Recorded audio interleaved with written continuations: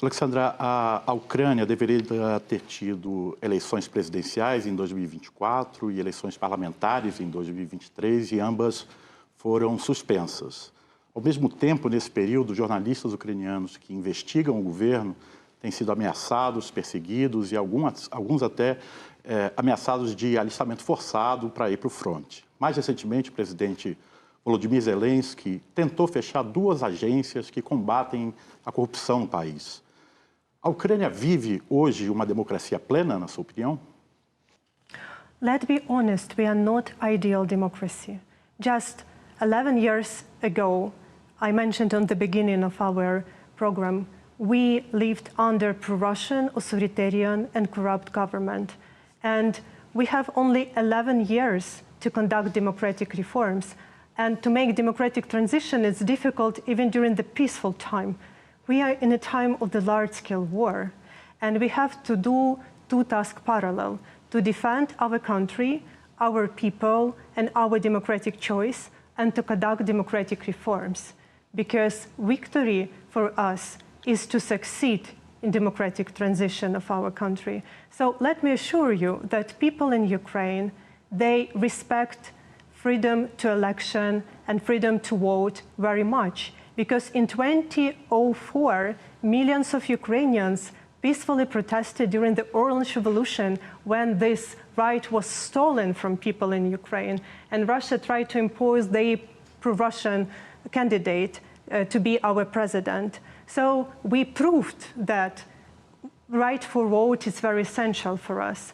And now we are in a situation when Ukrainian constitution prohibited to conduct election during the war, like a lot of other constitutions in the world, because there are a lot of practical issues how to make election happen, to be real elections, not just imitation like Russia has, when Putin killed even the main opponent, Navalny, in prison. And there were no even technical opposition candidate in their Russian so-called elections. So we have to solve the problems, how to provide the right of vote for more than 7.5 million of people who are now abroad because of the war, how to provide the right of vote for people who live under occupied territories.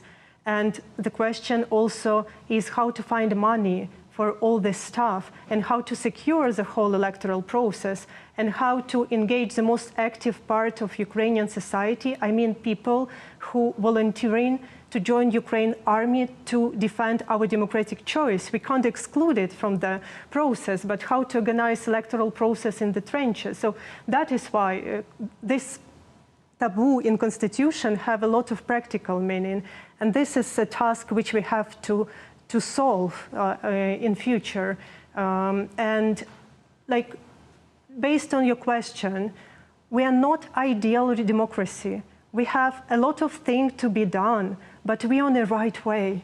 And this way was underlined by Revolution of Dignity. And this way, it wasn't given us as a gift.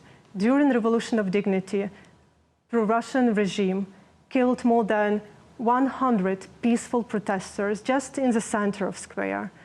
Students, men, women, different age, different professions, people who just peacefully demonstrate, and they killed them because they want to physically liquidate this peaceful protest.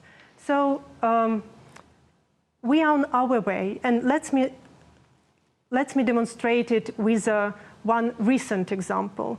Just several weeks ago, Ukrainian parliament passed a law which put into doubt some anti-corruptional bodies' independence. How people in Ukraine reacted?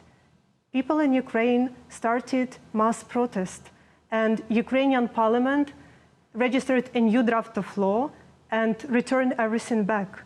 So this is once again demonstrate that strength of Ukraine is in people, in local democracy, in decentralization, in this belief that ordinary people can do extraordinary things, that our efforts matters. So it was a sign of strength of Ukrainian society once again.